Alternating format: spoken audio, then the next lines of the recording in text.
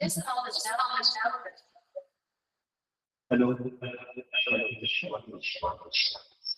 विद्यार्थी मित्रांनो नमस्ते आणि सर्वांना गुड इव्हनिंग. अहिल्यानगर जिल्हा परिषद आयोजित प्राथमिक शिक्षण विभागाच्या अंतर्गत राबवण्यात आलेल्या मिशन आरंभ या उपक्रमांतर्गत नवोदय आणि शिष्यवृत्ती ऑनलाईन क्लासेसचा उपक्रम राबवत आहोत. या ऑनलाईन क्लासेसमध्ये मी करकंडे हरिभाऊ सावळेला उपाध्यापक जिल्हा परिषद प्राथमिक शाळा मिर्जापूर तालुका संगमनेर जिल्हा अहिल्यानगर आपणा सर्वांची आजच्या या शनिवारच्या क्लासेसमध्ये स्वागत करत आहे. विद्यार्थी मित्रांनो आपला 21 डिसेंबर रोजी जो सराव चाचणी क्रमांक 3 झाला होता, त्या सराव चाचणी क्रमांक 3 मध्ये जो पेपर क्रमांक 1 होता तो पेपर क्रमांक 1 समजून सांगण्याचं कार्य आता चालू आहे. या संदर्भात पेपर क्रमांक 1 च्या संदर्भामध्ये पेपर क्रमांक 1 मधील मराठी आणि गणित या विषयासंदर्भातल्या तासिका, त्यामध्ये मराठी विषयाची तासिका झालेली आहे आणि आपण आता गणितामध्ये 46 क्रमांकाच्या प्रश्नापर्यंत येऊन पोहोचलेलो आहोत. आज आपण 46 नंतर पुढच्या प्रश्नांचा सराव करणार आहोत आणि 46 पासून पुढचे प्रश्न आजपासून आपण समजून सांगणार आहोत. आज जेवढे प्रश्न होतील आपले समजून सांगून तेवढे आपण पाहूया आणि उरलेले काही प्रश्न आणि त्यापेक्षा काही अतिरिक्त प्रश्न आपण उद्याच्या सकाळच्या तासिकेमध्ये घेणार आहोत. उद्याची सकाळची तासिका ही 7 ते 8 होणार आहे. तर विद्यार्थी मित्रांनो चला तर आपण सुरुवात करूया. प्रश्न क्रमांक 46.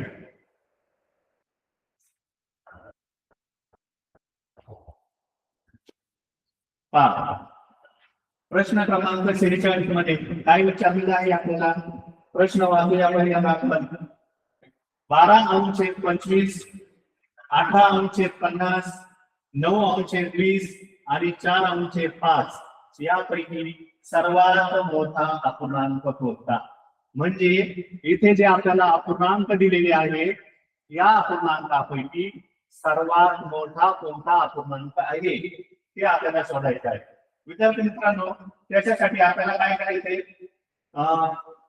हा जो प्रश्न आहे त्यातला आपल्याला सगळ्यात मोठा शोधायचा आहे.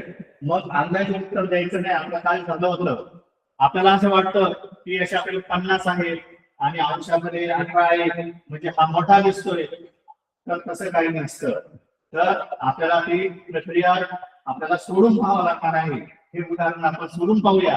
तर त्यासाठी एक सोपी आयडिया आहे विद्यार्थी मित्रांनो.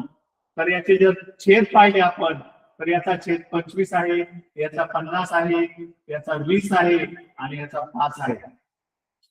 तर आपल्याला लहान किंवा मोठा अपूर्णांक शोधण्यासाठी याचे छेद समान करावे लागतात आणि समान छेद करण्यासाठी काहीतरी युक्ती असते. तर आपण काल पाहिलं होतं कालच्या तासिकेला की याच्या ठिकाणी याला म्हणायचं, त्याच्या ठिकाणी याला म्हणायचं, परंतु ही प्रक्रिया फार मोठी असते. ज्यावेळेस असतात त्यावेळेस आपल्याला हे शक्य होतं, परंतु आपल्याला 4 अपूर्णांक दिलेले आहेत म्हणून आपल्याला हे लवकर सहजासहजी शक्य होणार नाही. आपल्याला लवकरात लवकर उदाहरण सोडवायचे असतात. यासाठी आपण काय करूया की यांचा लसावी काढूया. 25, 50, 20 आणि 5 यांचा लसावी काढूया. तर त्यांचा लसावी म्हणजे काय, तर त्यांच्या पाड्यातील अशी संख्या शोधायची, लहान संख्या शोधायची की ती सगळ्यांच्या पाड्यामध्ये असली पाहिजे सारखी. तर पाहूया यांचा लसावी किती. 25 च्या पाड्यात पाहिजे, 50 च्या पाड्यात पाहिजे, 20 च्या पाहिजे आणि 5 च्या पाहिजे. तर त्यांचा लसावी येतो आपला 100. तो 100 येतो आणि तो छेदामध्ये आपण टाकून द्यायचं, लिहून टाकायचं.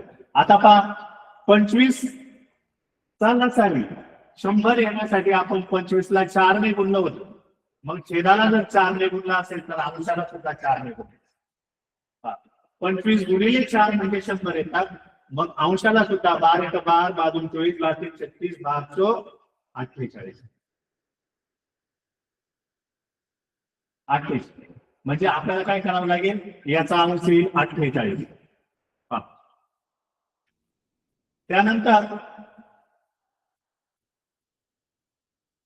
18. 50 ला किती गुणले, 2 ने गुणले. 50 ला जर 2 ने गुणलं तर 50 दुने 100 येतात. मग 18 ला सुद्धा आपण 2 ने गुणलं तर 18 दुने 36 येते. त्यानंतर 20 ला किती गुणलं आपण, 20 ला 5 ने गुणल्यानंतर 100 आलं. तर 9 ला सुद्धा आपल्याला 5 ने गुणावं लागेल, म्हणजे इथे आले 9 5 45. आणि 5 ला किती गुणल्यानंतर 100 येतात, तर 5 ला 20 ने गुणल्यानंतर 100 येतात. म्हणजे 4 ला सुद्धा 20 ने गुणायचं, 2080. आणि मग आपण पाहायचंय, पहिल्याचा अंश आला 48, दुसऱ्याचा आला 36, तिसऱ्याचा आला 45 आणि चौथ्याचा आला 80. आणि प्रत्येकाचा छेद हा 100 आहे.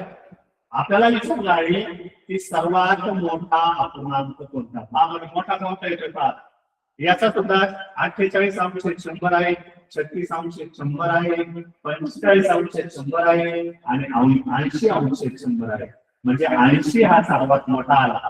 मग 80 कोणाचा आहे, तर 4 अंश 5 आहे. म्हणजे 4 अंश 5 कुठे दिलेला आहे, पर्याय क्रमांक 4. पर्याय क्रमांक 4 हे याचं अचूक उत्तर असणार आहे. त्यानंतर हा जो प्रश्न आहे याच्यासाठी दुसरी एक युक्ती आपण काल पाहिली होती.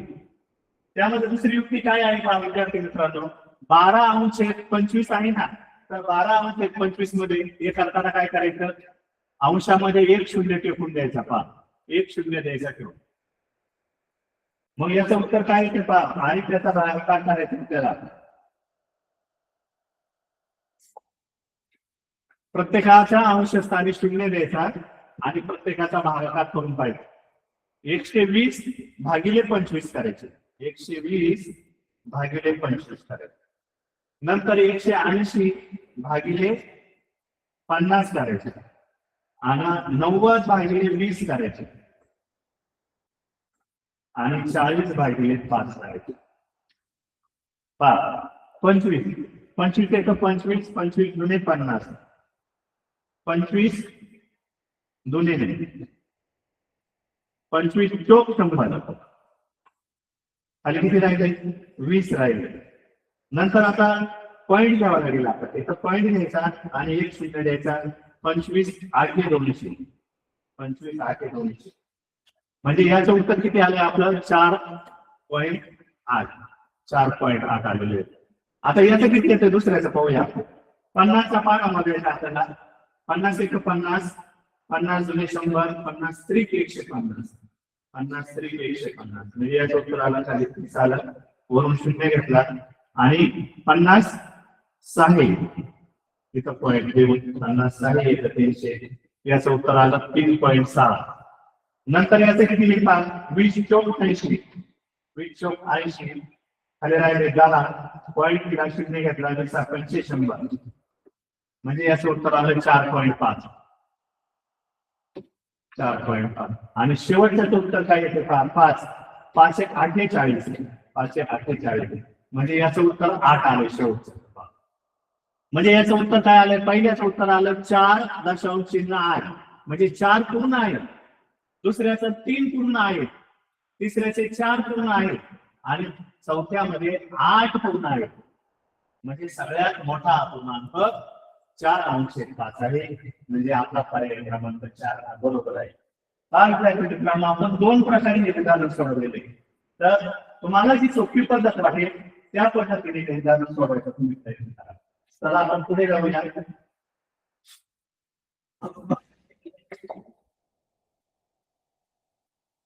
5/6. पुढचा प्रश्न आहे, 5/6 ची 12 पट किती. आता काय विचारले, 5/6. आता चा ची चे, चा ची आणि चे हा जर शब्द असेल तर तिथे आपण गुणाकार करतो. त्यावेळेस काय करायचा असतो, गुणाकार करायचा असतो. हे लक्षात ठेवायचं. जिथे जिथे चे शब्द आला तिथे गुणाकार करायचा. मग आपला काय उत्तर होईल का? 5/6 गुणिले चे म्हणजे गुणिले 12 असं लिहायचं. आणि परत पट हा सुद्धा शब्द आलेला आहे. पट जरी शब्द असला पट तरी पण आपण काय करायचं आहे? गुणाकारच करायचा असतो. आणि आपल्याला 2 वेळा सांगितले म्हणून आपण काय करायचं? 5/6 गुणिले 12. आता ज्या वेळेस 12 हा एकटा असतो ना तर तो अंशस्थानी असतो. अंशस्थानी असतो त्याच्या छेदामध्ये 1 असतो. आणि आता इथे त्रिकोण गुणाकार करून आपण 6 × 6 6 गुणे 12. आता याचं उत्तर काय येणार आहे? अंशाचा गुणाकार अंशस्थानी 5 × 5 5 गुणे 10 आणि 1 × 1 छेद. मग छेदामध्ये जर 1 असेल तर त्याला काही किंमत नसेल. 10चे 10 उत्तर राहतात. आणि मग पावर 10 कुठे आहे? पर्याय क्रमांक 1 हे आपलं अचूक उत्तर असणार. समजलं सर्वांना? या पद्धतीने 6 चे म्हणजे गुणाकार किंवा पट म्हणजे सुद्धा गुणाकार. आणि दुसरं एक लक्षात ठेवायचं, ज्यावेळी एकटाच अंक असतो त्यावेळेस छेदामध्ये 1 येत असतो. चला तर पुढे जाऊया.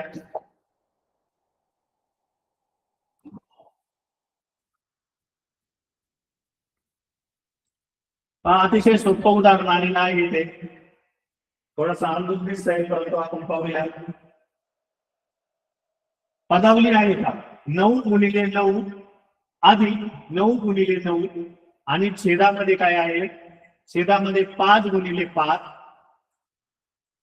अधिक 5 गुणिले 5 असं उदाहरण आहे का? 9 गुणिले 9 अधिक 9 गुणिले 9. आता अशा वेळी काय करायचं? अंशाची पदावली अंशस्थानी सोडवायची आणि छेदाची पदावली छेदस्थानी सोडवायची. आता गुणाकार आहे, अधिक आहे आणि गुणाकार आहे. यामध्ये आपण शिकलो आहोत कंचे भागुदेव. या पद्धतीनुसार पहिल्यांदा कंस सोडवायचा. यामध्ये कंस नाही, चे म्हणजे चे गुणाकार. मग आपल्याला इथे गुणाकार सोडवायला लागेल. 9 गुणिले 9 9 गुणिले 9 चं उत्तर काय येतं पहा विद्यार्थी मित्रांनो? 9 9 81. नंतर अधिकचं चिन्ह तसंच ठेवायचं आहे. अधिकची क्रिया आपण नंतर करणार आहोत. आणि परत 9 गुणिले 9 9 9 81. छेदामध्ये परत 5 आणि 5 चा गुणाकार 25 अधिक 5 आणि 5 चा गुणाकार 25. आता अंशाची पदावली अंशस्थानी अधिक आहे. 1 अधिक 1 आला 2 आणि 8 अधिक 8 आला 16. आणि छेदामध्ये 25 अधिक 25 50. पहा हजार पर्याय असेल. पहा 1 अंश 1 9 अंश 5 162 अंश 50 18 अंश 25 म्हणजे आपलं उत्तर आलेलं आहे पर्याय क्रमांक 3. आणि 3 क्रमांकाचा गोल आपण रंगवायचा आहे. नंतर पुढे पहा 4540 ग्रॅम बरोबर किती? बरोबर किती असं उदाहरण आहे. 4540 ग्रॅम बरोबर किती? आता विद्यार्थी मित्रांनो हे उदाहरण सोडवत असताना काय करायचं? काही गोष्टी आपण शिकून घेऊया. का कच्च्या कामासाठी जागा थोडीशी जास्त लागेल. यासाठी एक सोपी आयडिया आहे. काय करायचं की किलो आणि ग्रॅम, किलो आणि ग्रॅम असेल तर त्याचा एक साचा असतो का? त्याच्यासाठी काय करायचं? ग्रॅम साठी 3 घ्यायचे. ग्रॅम साठी 3 बॉक्स आपण घ्यायचे. आणि हा किलो असतो. किलो मध्ये किती पण असू शकतात. 1 किलो असेल तर 1 ही लिहू शकतो आपण. 22 असेल तर 22 लिहू शकतो. 122 असेल तर 122 लिहू शकतो. परंतु ग्रॅम साठी मात्र आपण 3 घ्यायचं. त्यानंतर लिटर आणि मिली. लिटर आणि मिली साठी सुद्धा आपण काय करायचं?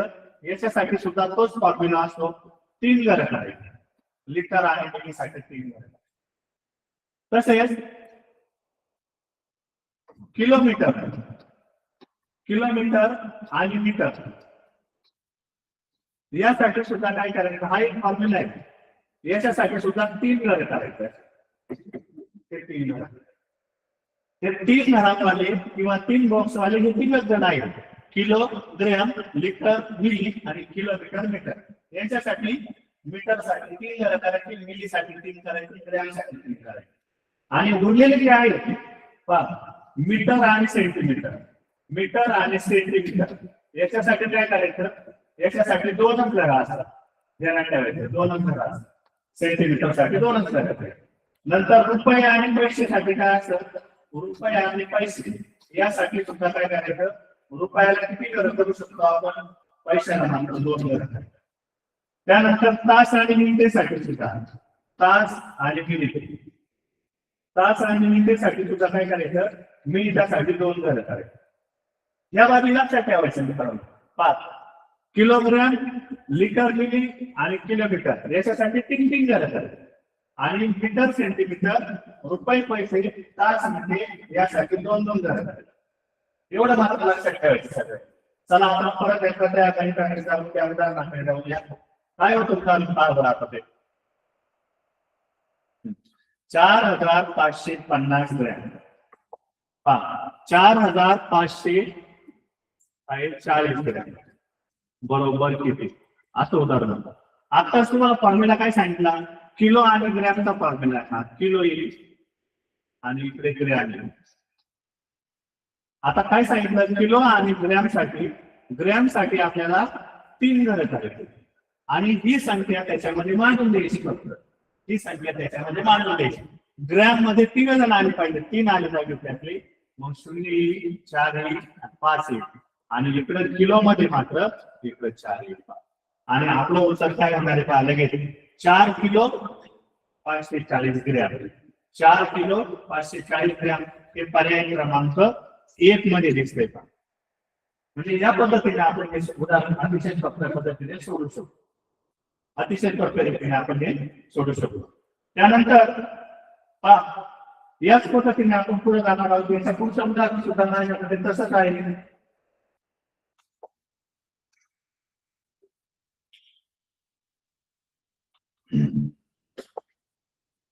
दोन मीटर एक शर्ट शिवण्यासाठी 2 मीटर आणि 25 सेंटीमीटर कापड लागतं.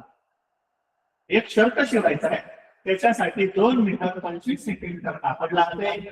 तर 4 शर्ट शिवण्यासाठी किती मीटर कापड लागेल, असं हे उदाहरण आहे. मग आताच तुम्हाला काय सांगितलं, मीटर आणि सेंटीमीटर. याचं उदाहरण घेताना आपण काय करायचं, याला 2 घरे ठेवायचे. सेंटीमीटरचे 2 घरे त्याच्यामध्ये टाकून ठेवायचे, मीटरचं 1 टाकून ठेवायचं. आणि शर्ट किती शिवायची पाहता आपण काय करावं लागेल पहा, 2 मीटर आणि 25 सेंटीमीटर कापड एका शर्ट झाला. तर आपल्याला असे 4 शर्ट शिवायचे, 4 शर्ट शिवायचे. म्हणजे आपल्याला याची 4 पट करावी लागेल, त्याला 4 ने गुणावे लागेल. मग आपण 4 ने गुणूया.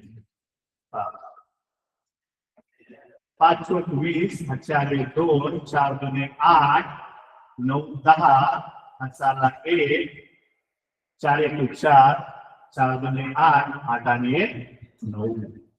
आता 9 काय आला, तसा जर गुणाकार केला असता आपण तर 900 आला असता, 900 आला. परंतु आता मात्र आपल्याला डायरेक्ट फॉर्म्युल्यामध्ये 9 मीटर आलेला आहे आणि 0 सेंटीमीटर आलेला आहे. म्हणजे डायरेक्ट आपलं उत्तर काय आलेलं आहे, 9 मीटर. तर या पद्धतीने आपण उदाहरण सोडवायचं. म्हणजे मीटर सेंटीमीटर कन्वर्ट करत असायचा आपल्याला त्रास होत नाही.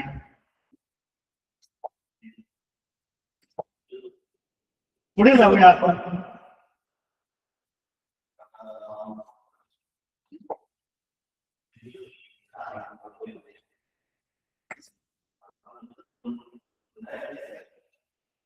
चला ठीक आहे. एक गाडी 3 तासात 120 किलोमीटर अंतर पार करते. 3 तास आणि अंतर आहे 120 किलोमीटर. अंतर दिसतंय थोडासा. एक गाडी 3 तासात 120 किलोमीटर जाते, तर ती याच वेगाने 5.5 तासात होती. आता आपल्याला काय करावं लागेल, 3 तासात 120 झालं, 120 किलोमीटर जातो. मग एका तासामध्ये किती होईल, एका तासामध्ये काय करावं लागेल, 120 भागिले 3 करावे लागेल. येथे 3 चौक 12 3 0 0 म्हणजे एका तासामध्ये उत्तर किती येईल, 40 किलोमीटर. एका तासामध्ये 40. परंतु आपल्याला एका तासाचं नाही विचारले, आपल्याला 5.5 तासाचं विचार, 5.5 तासांचा विचार. मग आता एका तासात किती झाले, एका तासात झाले 40 किलोमीटर. मग आधी आपण 5 तासांचे काढू.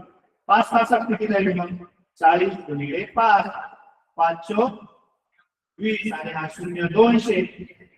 आणखी अर्धा तास शिल्लक आहे, 10.5 अर्धा तास. मग एका तासात जर 40 जाते तर अर्ध्या तासात किती जाईल, 20 झाली.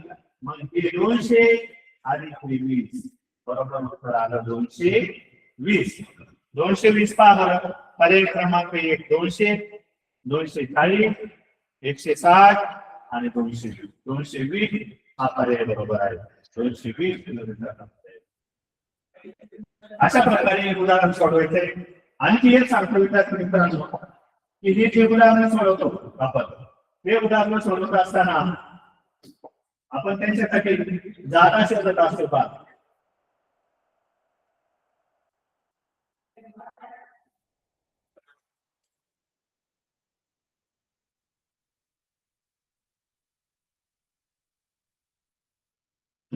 जागा शोधत असताना काय होतं की आपल्याला इथली जागा ही आपली पडत असते का, आणि त्यामुळे आपण काय करत असतो, पेपरच्या खाली म्हणा किंवा पेपरच्या शेवटी इकडे तिकडे जाऊन हे उदाहरण सोडवायचा प्रयत्न करत असतो.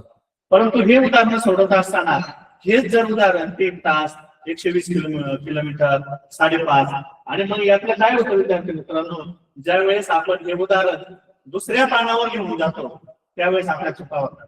नकळतपणे एखादं अक्षर गाळलं जातं, 306 होतात, 120 140 होतात किंवा एखादा शून्य गळून जातो. त्यामुळे उदाहरण सोडवताना नेहमी या उदाहरणाच्या शेजारी जवळपास जिथे कुठे जागा असेल तिथेच उदाहरण सोडवायचं, जास्त लांब होऊन जायचं नाही. चला आता पुढचं उदाहरण काय आहे पहा. 72 मीटर लांबीची दोरी. 72 मीटर लांबीची दोरी म्हणजे एक दोरी आहे आणि तिची लांबी 72 मीटर आहे. चला आपण दोरी काढूया. ही दोरी काढली आपण, ती आहे 72 मीटर. 72 मीटर दोरी आहे. आता ती काय केली, 8 ठिकाणी कापली आणि तिचे समान तुकडे केले. 8 ठिकाणी कापायची. 1 2 3 4 5 6 7 आणि 8. 8 ठिकाणी कापली, तिचे समान तुकडे केले. आता विद्यार्थी मित्रांनो आपल्या लक्षात येतं की आता आपण जाणणार आहोत सगळे, आपण अनेक वेळा पाहिलेलं आहे, ज्या वेळेस एखादी दोरी एखादी रिबन किंवा दुसरा काही घटक असेल तर तो जर आपण एखाद्या विशिष्ट ठिकाणी जर कापला, 8 ठिकाणी जर कापला तर तुकड्यांची संख्या ही 1 ने जास्त होते. पहा तुकडे माझा किती झाले, 1 2 3 4 5 6 7 8 9 म्हणजे तिचे 9 तुकडे होते. 9 तुकडे होते. बरेचसे मुलं काय करतात, 8 ठिकाणी कापले पण 8च तुकडे होते. तर तसं काही नसतं. तर 8 ठिकाणी कापले तर 9 तुकडे होतात, 9 ठिकाणी कापले तर 10 तुकडे होतात, 11 ठिकाणी कापले तर 12 तुकडे होतात. मग आपल्या दोरीची लांबी आहे 72 मीटर. मग 72 मीटरची दोरी कापल्यानंतर 9 तुकडे झाले.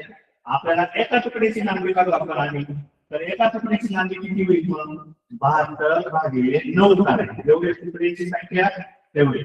मग 9 आणि 72 9 8 72. उत्तर आलेलं आहे 8. उत्तर आलेलं आहे 8. परंतु आपल्याला इथं पर्याय दिसत नाही. का बरं 8 दिसत नाही, कारण की आणखी प्रश्न बाकी पुढे शिल्लक आहे. तर त्याच्यामध्ये काय म्हटलेलं आहे पहा, याच्यामध्ये सगळं सामावलेलं आहे. तयार होणाऱ्या 2 तुकड्यांची लांबी विचारलेली. 2 तुकडे. मग आपली एका तुकड्याची लांबी आलेली आहे, एका तुकड्याची लांबी 8 मीटर आलेली आहे आणि मग 2 तुकड्याची लांबी 8 अधिक 8 16. कधी आपलं उत्तर आहे 16 मीटर. पर्याय क्रमांक 3. पर्याय क्रमांक 3 हे असं उत्तर आहे. बऱ्याच दिवसातून थोडासा असा अवघड प्रश्न आलेला आहे. बऱ्याच मुलांनी एकाच तुकड्याची लांबी काढली आणि उत्तर शोधत बसले आणि त्यामुळे बऱ्याचशा मुलांची जंगली झाली. त्यांनी 2 तुकड्यांची विचारली. लक्ष द्या, पुढच्या वेळेस 4 तुकड्यांची विचारली, 5 तुकड्यांची विचारली.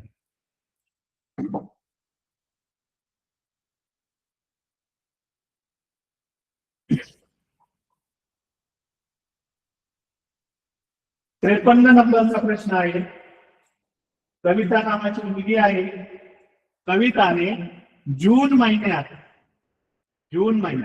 हे पहा विद्यार्थी मित्रांनो, उदाहरण वाचता वाचताच आपण अंडरलाईन करायची. आपल्याला काय करायचे ते चाणाक्षपणे घ्यायचं आणि लगेच पहा. जून महिन्यात रोज म्हणजे रोज आहे, दररोज आहे, अर्धा लिटर दूध घेतले.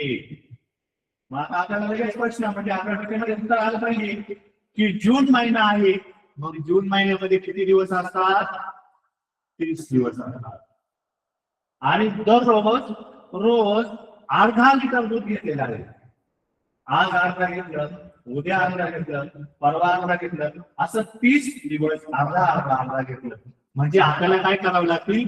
या 30 चे अर्धा करावे लागतील. मग 30 चे अर्धा झाले 15 दिवसाचे 15 लिटर झाले. 30 दिवसाचे 15 लिटर झाले. 15 लिटर झाले. एका लिटरला 40 रुपये. एका लिटरला 40 रुपये. आणि मग त्या कविताने 30 दिवस दूध घेतलेले आहे आणि ते 30 दिवसाचं दूध झालेलं आहे 15 लिटर. आणि मग 15 लिटर एका लिटरला 40 आहे, तर 15 लिटरला किती? म्हणजे 15 गुणिले 40. हे उत्तर करावं लागेल आपल्याला. शून्याचा शून्य तसाच राहतो. 4 पंचे 20 होतात. 2 4 1 4 5 आणि 6. म्हणजे एवढं उत्तर येईल आपलं 600 रुपये. पर्याय क्रमांक 1 120 आहे, 90 आहे आपलं हे उत्तर. त्याच्यामध्ये विद्यार्थी मित्रांनो आणखी एक दुसऱ्या पद्धतीने जाता येईल या उदाहरणामध्ये. जून महिन्यामध्ये रोज अर्धा लिटर दूध घेतले. 1 लिटर दुधाला 40 रुपये लागतात आणि त्यांनी अर्धाच घेतलेले. कविताने अर्धाच लिटर दूध घेतलेले. दररोज अर्धा घेतलं म्हणजे ते कविताला दररोज 20 रुपये लागणार आहेत. कविताला 20 रुपये लागणार आहेत. अर्धा लिटर दूध घेतलं ना, एका लिटरला 40 लागतात आणि ते तिला 20 रुपये लागते. आणि मग असे जून महिन्यामध्ये 30 दिवस असतात. म्हणजे 30 गुणिले 20 हे जरी केलं तरी चालेल आपल्याला. 30 गुणिले 20 हे 2 शून्य आपण तसेच मानू शकतो. 6 म्हणजे रुपये 600. ते सुद्धा उत्तर आपलं अचूक आहे. कोणत्याही पद्धतीने जा, उत्तर बरोबर आलं पाहिजे. तुम्हाला जी सोपी पद्धत वाटेल ती घ्या.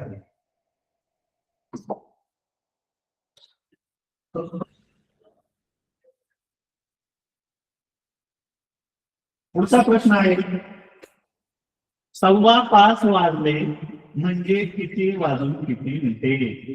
5:15. आता कालच्या मध्ये आपण पाहिलं होतं की आता हे वाजले म्हणजे हे घड्याळाचं आहे. घड्याळाचं उदाहरण आहे. घड्याळामध्ये पूर्ण तासामध्ये 60 मिनिटे असतात. अर्ध्या तासामध्ये 30 मिनिटे असतात. पाव तास किंवा सव्वासाठी आपल्याला असतो तो 15 असतात. आणि यातला पाऊण तो 45 असतो. हा एक मनाच्या कोपऱ्यामध्ये आपल्या कुठेतरी उत्तर पाहिजे. मनाच्या कोपऱ्यामध्ये पूर्ण, अर्धा, पाव आणि पाऊण प्रत्येकाचा वेगळा असतो. रुपये पैशाचा वेगळा आहे, तास मिनिटाचा वेगळा आहे. हे आपण काढून ठेवायचं. लाखाचा पूर्ण, अर्धा, पाव, पाऊण वेगळा आहे. रुपीचा वेगळा आहे, तासाचा वेगळा, मिनिटाचा वेगळा, दशेचा वेगळा. ते एकदा खात्री करून घ्यायचं. मग आता 5:15 वाजले. मग आता 5:15 म्हणजे 5 वाजून गेलेले आहेत. 5 वाजून गेलेले आहेत आणि 1:15 घेतो त्यावेळेस पाव आणि 1:15 म्हणजे 15 मिनिटे. 5 वाजून 15 मिनिटे. बऱ्याचशा मुलांचं इथे होतं 5 वाजून 25 मिनिटे टाकतात. तर ही घड्याळाचे आहेत म्हणून आपण त्याचा पूर्ण 60 असतो, अर्धा मिनिट असतो, पाव किंवा 15:15 असतो आणि पावणे 45 असतो. आणि ते 1:15 विचारलेलं आहे म्हणजे 5 वाजून 15 मिनिटे हे अचूक उत्तर आहे. पर्याय क्रमांक 3. पुढे जाऊया.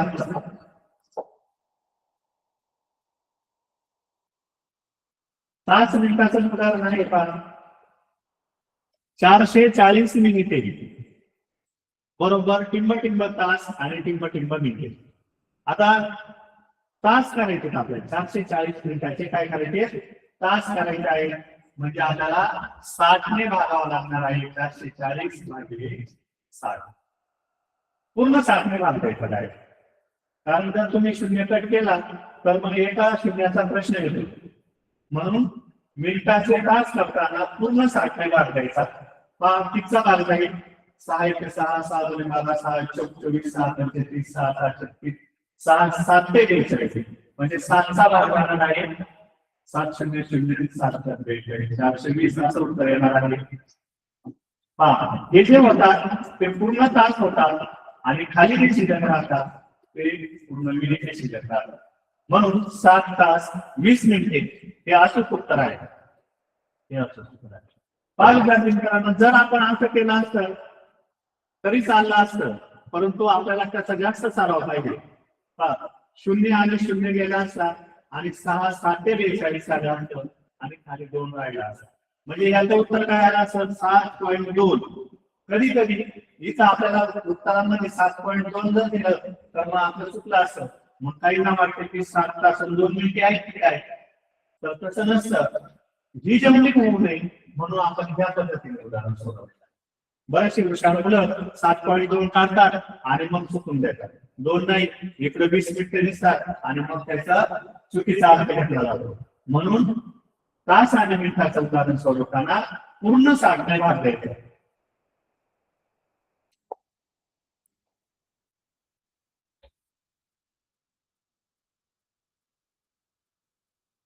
पुढचं उदाहरण क्रमांक 56. मुंबईहून सकाळी 7 वाजता मुंबईहून सकाळी 7 वाजता सुटलेली बस सकाळी 7 वाजता बस सुटलेली आहे. दुपारी 3 वाजता सांगलीला पोहोचली. आपण पुढचं उदाहरण नंतर वाचूया काय करायचं ते. 7 वाजता बस निघाली. 7 8 9 10 वाजले 11 वाजले 12 वाजले 1 वाजले 2 वाजले आणि दुपारचे 3 वाजले. 7 8 9 10 11 12 1 2 3. आता काय झालं पहा. निघाल्यापासून बस जर 2 तासानंतर 15 मिनिटे थांबली तर एसटी बसला धावायला किती वेळ लागतो. आधी आपण पूर्ण वेळ काढून घेऊ. 7 पासून 8 पर्यंत 1 तास लागला. 2 तास लागले. 3 4 5 6 7 आणि 8 तास. आता 8 तास आपण पूर्ण धावायला काढू. आपण तास आणि मिनिटे सांगितल्याप्रमाणे मिनिटाला 2 घरं करायचे. 1 2 3 4 5 6 7 आणि 8 तास. 8 तास पूर्ण लागले. आपण ग्रेड घेऊ. आता त्यातले 2 तासानंतर 15 मिनिटे बस थांबत होती. आता 2 तासानंतर पाहतो का आता काय होतं. आपल्याला काय वाटतं आपण लगेच इथे 2 तास पकडतो. 7 आणि 8 म्हणतो. 7 आणि 8 झाले 2 तास. इथे 2 तास होत नाही. 2 तास कुठे होती पावर. 7 वाजल्यापासून 8 वाजेपर्यंत 1 तास होतो आणि 8 वाजल्यापासून 9 वाजेपर्यंत 1 तास होतो. म्हणजे 2 तास कुठे होतात. 2 तास इथे होतात. 2 तास इथे होतात. नंतरचे 2 तास कुठे होते. इथे होते. नंतरचे 2 तास कुठे होते. इथे होते. म्हणजे बस किती वेळा थांबली पावर. इथे एकदा थांबली. इथे एकदा थांबली आणि इथे एकदा थांबली. किती वेळ थांबली. 15 मिनिटे थांबली. इथे 15 मिनिटे थांबली. इथे 15 आणि इथे 15 आणि शेवटचे का नाही लागले आपण. कारण की दुपारी तिथं पोचलेली म्हणून काय झालं. शेवटचे 2 तास पकडायचे नाही. म्हणजे फक्त 15 45 मिनिटात. आता टोटल 8 तास आपल्याला राहिले. परंतु त्यातले काय झालेले पुढे ती बस काय झाली थांबत होती. प्रत्यक्ष बसला धावायला किती वेळ लागला. म्हणजे काय करावं लागेल. धावायचा वेळ विचारलेला आहे त्यांनी, धावायचा वेळ विचारलेला आहे. टोटलचा म्हणजे 8 तास धावले नाही, परंतु मधले 15 मिनिटं जे थांबायला गेलेले म्हणजे तिचे थांबायचा वेळ हा त्याच्यातून वजा करावा लागेल, वजा करावा लागेल. 15 ते 45 मिनिटे त्यातून वजा करायचा. आता वजा करत असताना वजा करत असताना ही वजाबाकी करत असताना काय करायचं, तास आणि मिनिटाची वजाबाकी करत असताना या तासातून आपल्याला तिकडे हातचा घ्यावा लागणार आहे, कॅरी घ्यावा लागणार आहे, उसना घ्यावा लागणार आहे. तर मग इकडे 7 तास आहेत, तिकडे 0 मिनिट आहे. मग 7 तासातून 1 तास आपल्याला मिनिटाकडे द्यावा लागणार आहे. मग 8 तासातून 1 गेल्यानंतर इथे 7 राहिला, तिकडे 0 मिनिटं होते. इकडून आपण तास देतो मिनिटाच्या घरामध्ये आणि तासाच्या घरातून मिनिटाच्या घरामध्ये जाताना त्या तासाची आपली मिनिटं होती, म्हणजे इकडे 60 मिनिटं. आणि मग आपल्याला 60 मिनिटातून 45 मिनिटं घालवता येतील, त्याचं उत्तर येईल 15 मिनिटे. आणि इकडे 7 तासातून घालवायला काहीच नाही, 7 तास 15 मिनिटे. म्हणजे अचूक उत्तर आपलं आलेलं आहे 7 तास 15 मिनिटे. पर्याय क्रमांक 3 हे आपलं अचूक उत्तर आहे. चला पुढे जाऊया.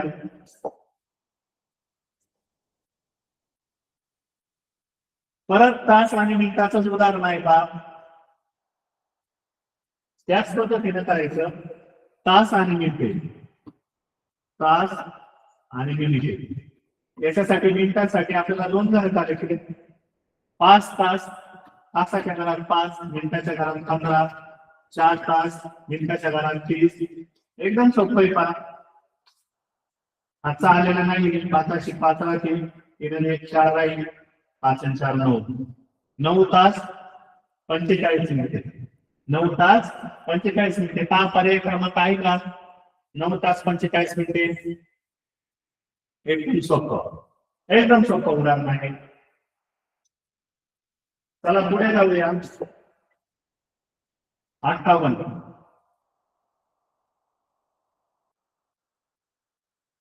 5 जूनला बुधवार आहे, 5 जूनला बुधवार आहे, तर पुढील बुधवार कोणत्या तारखेला येईल? एकदम सोपं आहे. काय करायचं, आपण कॅलेंडर पाहतो पहा मुलांना.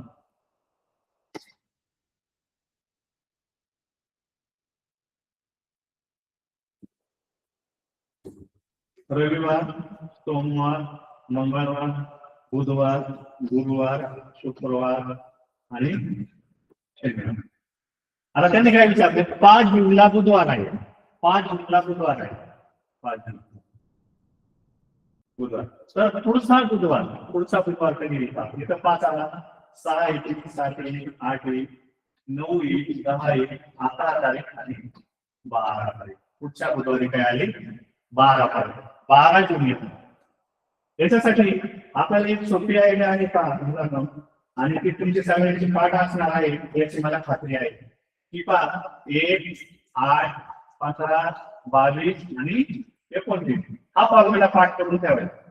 एक फॉर्म्युला जर पाठ असेल तर 1 तारखेला, 8 तारखेला, 15 तारखेला, 22 तारखेला आणि 29 तारखेला एकच वार असतो, एकच वार. एवढं लक्षात ठेवायचं. आणि यावरून आपल्याला पुढचं पण काढता येतं पहा. मग 2 तारखेचे काय काय वाढले पहा, 2 येईल, 9 येईल, 16 येईल, 23 येईल आणि 30 येईल. 3 तारखेचे वाढता येईल, 3, 9, 17, 24, 21. जर महिना 21 तारखेचा असेल तर 21. 4 तारखेचा वाढला काही 4, 11, 18, 25 आणि पुढे काय. आणि 5 तारखेला काही 5, 12, 19, 26. बऱ्याचशा मुलांनी हे पाठ करून ठेवलेले. 1, 8, 15, 22, 29 यांचा पाठ असला तरी चालतो, परंतु बऱ्याचशा मुलांनी काय केले हे सुद्धा पाठ करून ठेवलेला आहे. म्हणजे हा जो फॉर्म्युला आहे हा पाठ आहे. आणि आपल्याला यातला विचारला होता पहा, 5 जूनला बुधवार आहे तर पुढचा काही पहा 5, पुढचा बुधवार 12. कधी कधी आपल्याला पुढचा नाही विचारले, कधी कधी आपल्याला चौथा विचारतात, कधी 5वा विचारतात, कधी 3रा विचारतात. मग त्यावेळेस मात्र हा फॉर्म्युला आपण लक्षात ठेवायचा.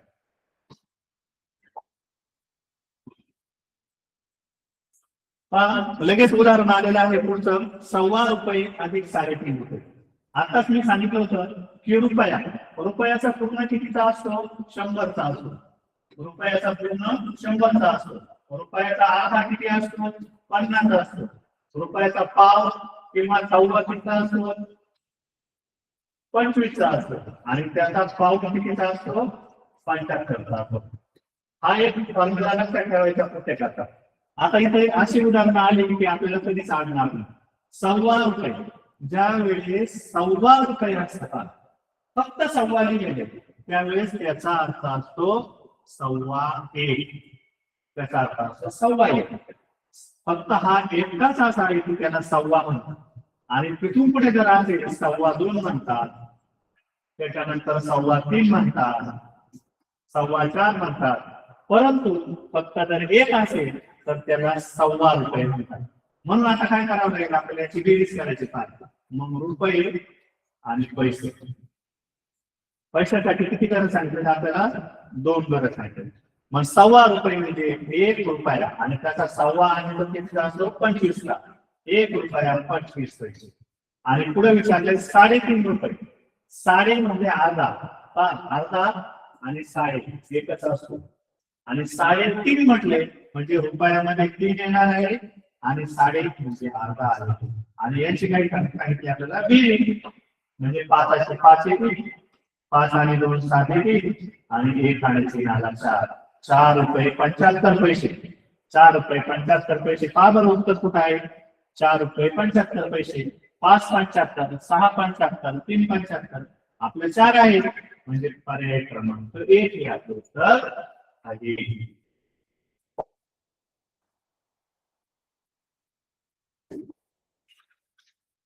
उदाहरण क्रमांक 7. शाहीद नावाचा एक मुलगा आहे का? तो शहरामध्ये गेला आणि त्याने काय घेऊन आला? तो घड्याळ घेऊन आला. शाहीदने एक घड्याळ 4,350 रुपयाला विकत घेतले. विकत घेतल्याने म्हणजे खरेदी केली. त्याने खरेदी केली. त्याची खरेदीची किंमत आहे 4,370 रुपयाला. त्याने ते घड्याळ खरेदी केले आणि तो आता गावात आला. आपल्या गावात आला. शहरामधून त्याने ते घड्याळ विकत घेतलं आणि त्याला काय वाटलं पुन्हा ठाऊक, परंतु त्याने ते घड्याळ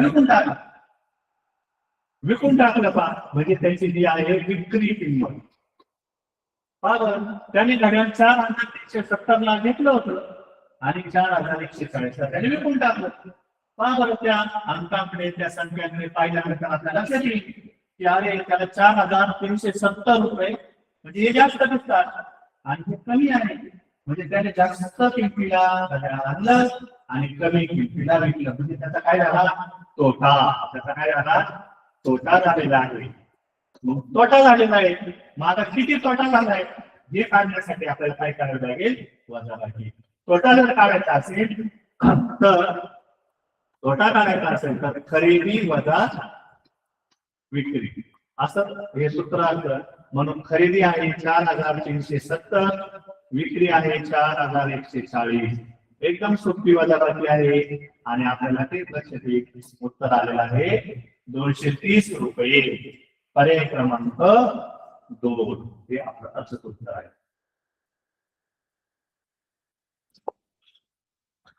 पुढचं उदाहरण आहे का? 70चा. आता सांगितलं होतं पहा 6 म्हणजे 70चा म्हणजे 70 गुणिले 6 आलं की गुणाकार करायचा. आणि शेकडा 50 आलेले पहा. शेकडा 50. ज्यावेळेस शेकडा येतं ना त्यावेळेस छेदामध्ये 100 असतो. शेकडा आलं की 100 घ्यायचं छेदामध्ये आणि अंशामध्ये हा 50 घ्यायचा. आणि ज्याला 31 संख्या असते, ज्याला छेद नसतो त्याचा छेद 1 असतो. ज्याला कोणी छेद नसतो त्याचा 1 छेद असतो. 70चा शेकडा 50 किती? 70चा म्हणजे गुणिले शेकडा 50 म्हणजे 100 पैकी 50. 100 पैकी 50. आणि आता तिरकस गुणाकार करा, सरळ गुणाकार करा. हा 0 गेला, हा 0 गेला, हा 0 कटला, हा 0 कटला. आता छेदामध्ये फक्त एकच राहिले. छेदामध्ये एकच राहिला आणि अंशामध्ये 7 35. मग ज्याचा छेद 1 असतो तो लिहिला तरी चालतो, नाही लिहिला तरी चालतो. म्हणजे आपलं उत्तर आलेलं आहे 35. पर्याय क्रमांक 31 हा 35, 75, 50. म्हणजे आपला पर्याय क्रमांक 2 बरोबर आहे. लगेच आपण काय करायचं, याला खूप करायची आणि उत्तर पत्रिकेमध्ये 2 नंबरचा पर्याय हा करायचा 61 नंबरचा प्रश्न.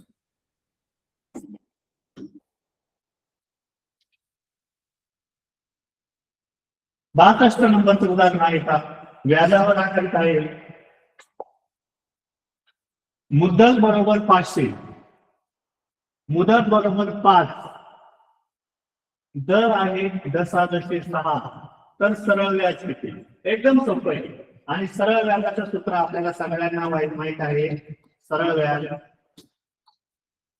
बरोबर म गुणिले द गुणिले क भागिले 100. आता म मध्ये काय येतात, म म्हणजे मुद्दल आहे, मुद्दल आहे 500, दर किती आहे, दर तर त्यांनी दिलेला आहे, दर आहे 6 आणि क म्हणजे कालावधी, कालावधी म्हणजे वर्ष, ते आहे 5. मग आपल्याला त्याच्या जागी किती टाकायच्या, मुद्दल आहे 500, दर आहे 6, कालावधी आहे 5, छेदामध्ये 100. हा जर काढला, हा काढला, हा काढला, हा काढला, छेदामध्ये एकच राहिलेला आहे. आता अंशचा गुणाकार अंशस्थानी करा. 5 × 30, 30 गुणिले 5 म्हणजे 5 × 15 आणि 0 150. ज्यावेळेला छेद एक असतो तो लिहिला तरी चालतो, पण नाही लिहिला तरी चालतो. उत्तर आलेलं आहे 150.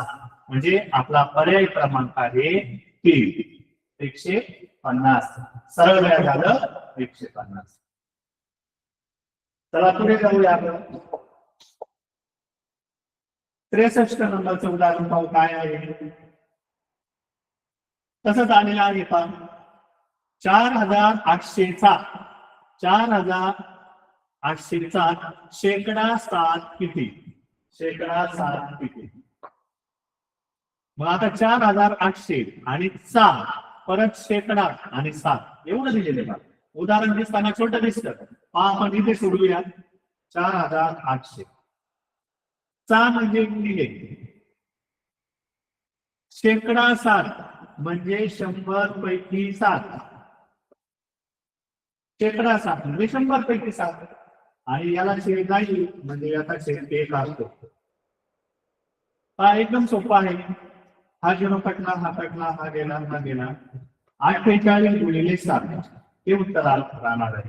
48 गुणिले 7 काय होईल, 8 7 56, 5 728, 28 आणि 5 33, 28 आणि 5 आले 33, म्हणजे उत्तर आलेलं आहे 336. 4800चा शेकडा 7 किती आला, 336. पर्याय क्रमांक 2. पर्याय क्रमांक 2 हे याचा अचूक उत्तर आहे. 2 नंबरचा पर्याय आपण रंगवायचा आणि पुढे चालायचं. पुढचं उदाहरण आहे, परत तसंच उदाहरण आहे.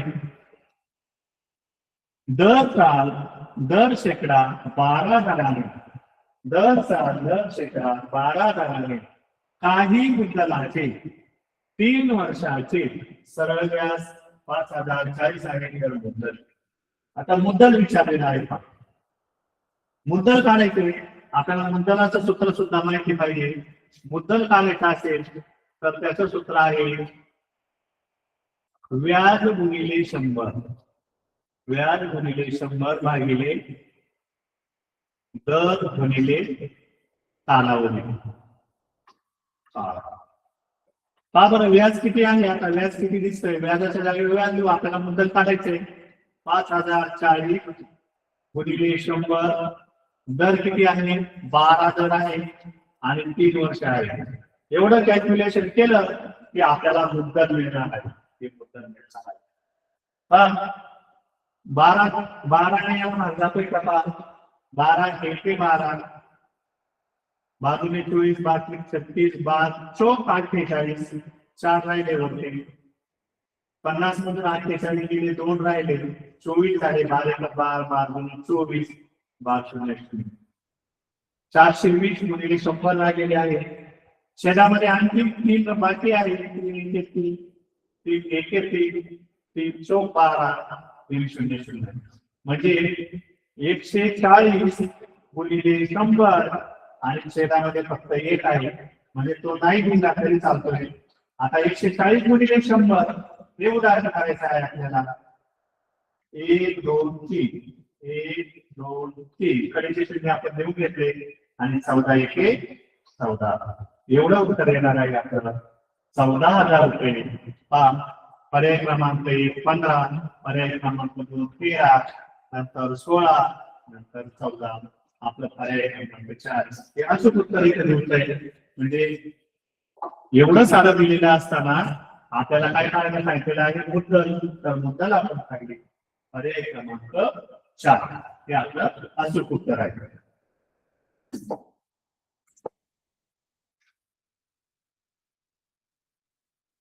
परत पाहिजे दुधाचं उदाहरण आलेलं आहे. एकदा वाचून पाहूया. सुधाने 35 रुपये लिटर 35 रुपये लिटर या दराने इथपर्यंत थांबायचं.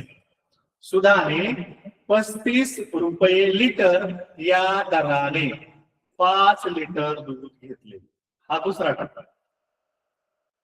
आणि तिसरा टप्पा काय आहे ते सर्व दूध तिने एवढ्या रुपयाला विकले तर तिला नफा झाला की तोटा आणि तो किती.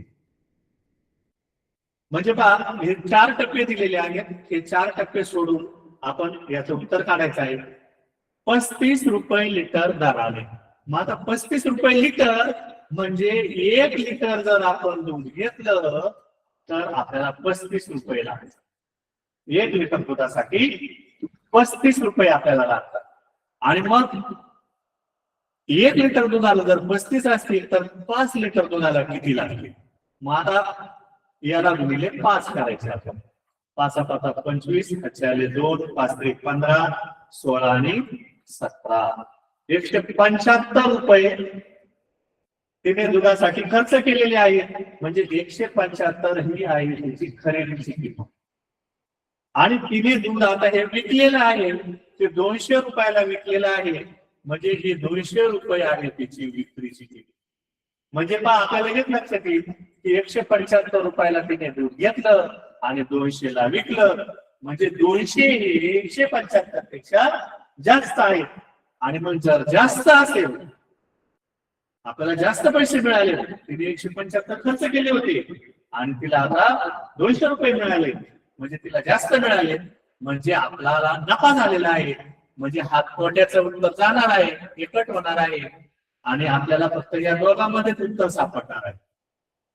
आणि मग आपल्याला विक्रीच्या किमतीतून खरेदीची किंमत वजा केली की आपल्याला काय मिळणार आहे नफा मिळणार आहे. मग 200 मधून 175 जर आपण वजा केले तर आपलं काय उत्तर येते का. इथं दोनामधून आपल्याला हातचा घ्यावा लागणार आहे. इथे 1 राहतील, इथे 10 राहतील, इथे 9 राहतील आणि इथे 10 राहतील. 10 मधून 5 गेले 5. किंवा बरेचसे विद्यार्थी तोंडी पण शोधू शकतात. 200 वजा 175 तर त्याचं उत्तर येतं 25 आणि 25 हे अचूक उत्तर असणार आहे. पर्याय क्रमांक 2 ते आपलं अचूक उत्तर असणार आहे. पुढे जाऊया. अतिशय सोपा प्रश्न आहे. शेजारील आकृतीतील कोणाचा प्रकार ओळखा. कोणाचा प्रकार. अतिशय सोपा प्रश्न आहे. शक्यतो माझ्यामध्ये इतके सोपे प्रश्न आपल्याला मुख्य परीक्षेला येणार नाहीत. इतके सोपे प्रश्न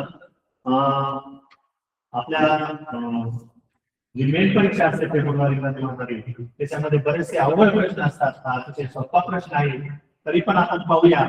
एखादा जर छोटा कोण असेल पहा असा 90 पेक्षा कमी असतो तो लघु कोण असतो. नंतर असा जो कोण असतो सरळ असतो पाहतो त्याला राईट अँगल म्हणतात. काटकोण असतो तो हा काटकोण असतो. काटकोणाचे माप असे दाखवतात त्याला 90 मापाचा कोण असतो तो काटकोण हा 90चा असतो. त्याच्यापेक्षा जर बारीक असेल तर तो लघु कोण असतो. आणि त्याच्यापेक्षा जर तो थोडासा मोठा केला का याच्यासारखा जर असेल तर तो विशाल कोण असतो. हे आपल्या सगळ्यांना माहिती आहे. तर हा 66वा प्रश्न याचं उत्तर आहे विषाकोर. तर आपण पुढे जाऊया.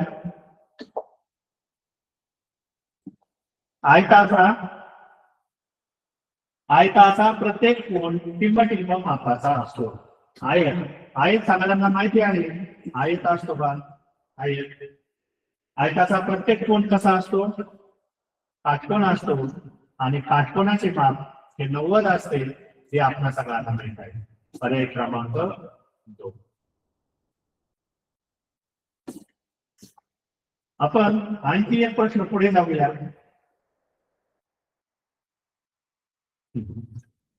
68वा प्रश्न. सोबतच्या आकृतीत किती आयत आहे? सोबतच्या आकृतीत किती आयत आहे? तर हे करत असताना आपण काय करतो? सोबत मुखा 1 2 3 आणि मुखा एक नंबर द्यायचा असतात. आणि मग आपण काय करतो? त्याला 1 अधिक 2 अधिक 3 3 आणि 9 5 आणि 6 त्याचं उत्तर आलं 6. आणि अशी उभी पण बेरीज करायची. 1 आणि 2 याचं उत्तर आलं 3. आणि अशा वेळी काय करायचं? हा 3 आणि हा 6 यांचा काय करायचा? गुणाकार 6 गुणिले 3 बरोबर उत्तर आलं 18. बरोबर उत्तर आलं 18. असे 18 आयत यामध्ये येतात.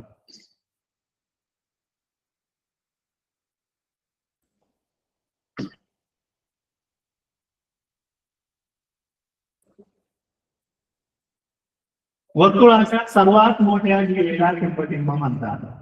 वर्तुळाच्या सर्वात मोठ्या जीवेला त्रिज्या नाही म्हणत, मोठी जीवा नाही म्हणत, कंस नाही म्हणत, तर त्याला काय म्हणतात? व्यास म्हणतात. आपण वर्तुळ काढूया. हे वर्तुळ आहे. हा वर्तुळाचा केंद्रबिंदू असतो मध्ये. जीवा अशी पण काढू शकतो आपण, अशी काढू शकतो, अशी काढू शकतो. आणि ही मधून जाणारी केंद्रबिंदूतून जाणारी सुद्धा आपण जीवा काढू शकतो. म्हणजे जी केंद्रबिंदूतून जीवा जाते ना, तिला काय म्हणतात? व्यास म्हणतात. आणि व्यासामध्ये 2 त्रिज्या असतात. 2 त्रिज्या बरोबर 1 व्यास होत असतो. आणि पुढे काय म्हटलेलं आहे? मोठी जीवा नाही म्हणत. आणि वर्तुळाचा कंस जो असतो तो वर्तुळाच्या बरोबर वरती त्या रेषेवर असतो. हा कंस असतो, हा कंस असतो, इकडचा कंस असतो. आणि आपल्याला उत्तर विचारलेलं आहे. मग काय विचारलंय? वर्तुळाच्या सर्वात मोठ्या जीवेला काय म्हणतात? तर व्यास. हे आपलं उत्तर आहे. विद्यार्थी मित्रांनो, आपला वेळ संपत आलेला आहे, म्हणून आज आपण याच ठिकाणी थांबूया. उद्या आपण उरलेले प्रश्न आणि आणखीन काही प्रश्न आपण घेणार आहोत. तर उद्या सर्व विद्यार्थी मित्रांनी सकाळी 7 वाजता वेळेत जॉईन व्हायचं आहे आणि आपली तासिका ऑनलाईन तासिका पूर्ण करायची आहे. तुर्त सगळ्यांना गुड नाईट. धन्यवाद.